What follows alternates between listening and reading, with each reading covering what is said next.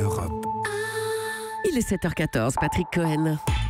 Géraldine Vosner, vous avez mis vos lunettes pour vous pencher sur les lentilles. C'est le combat de Laurent Wauquiez.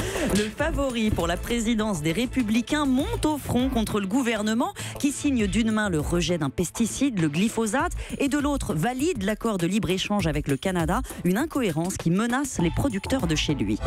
Je vais prendre un exemple qui me tient à cœur, qui est celui de la lentille verte du Puy-en-Velay.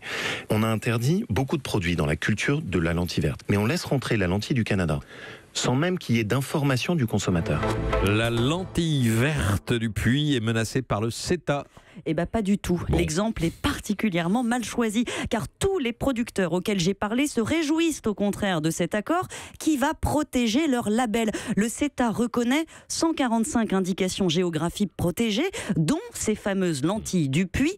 Très concrètement, ça veut dire que les Canadiens ne pourront plus voler leur appellation ni revendre des produits dans un sachet estampillé Le Puy. Aux États-Unis, en Suède, en Norvège, ça arrive tous les ans. Maintenant, ce ne sera plus possible. Cette pratique sera interdite. Ensuite, la concurrence canadienne ne les inquiète pas vraiment car la lentille est une filière en plein boom. La France en produit 23 000 tonnes par an, mais elle en apporte 30 parce que la production ne suit pas la demande. Les droits de douane avec le Canada sont déjà à zéro. Et les producteurs français, même ceux qui ne sont pas AOC, qui utilisent du glyphosate, n'ont aucun mal à vendre leur production puisque leurs lentilles sont de bien meilleure qualité. C'est normal. La lentille, c'est une graine du Nil. Elle est moins adaptée aux plaines enneigées du Saskatchewan. Donc, on achète au Canada pour les conserves du premier prix.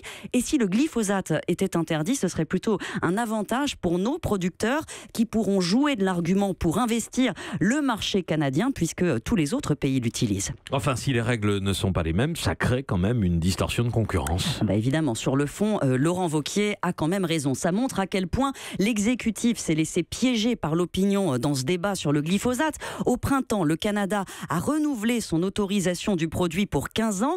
Les producteurs l'épandent sur leurs lentilles jusqu'à 2 semaines avant la récolte pour faire sécher le grain. La moitié des lentilles testées au Canada ont des traces de glyphosate. Logiquement, si l'Europe interdit le pesticide, il faudrait arrêter d'importer. Mais alors, où on va se fournir et surtout, comment rester concurrentiel sur cette culture et les autres? Car le Canada ne va pas changer ses règles pour l'Europe. Ses principaux marchés, ce sont l'Inde, le Pakistan, le Bangladesh, qui lui achètent 8 fois plus de lentilles que toute l'Europe réunie.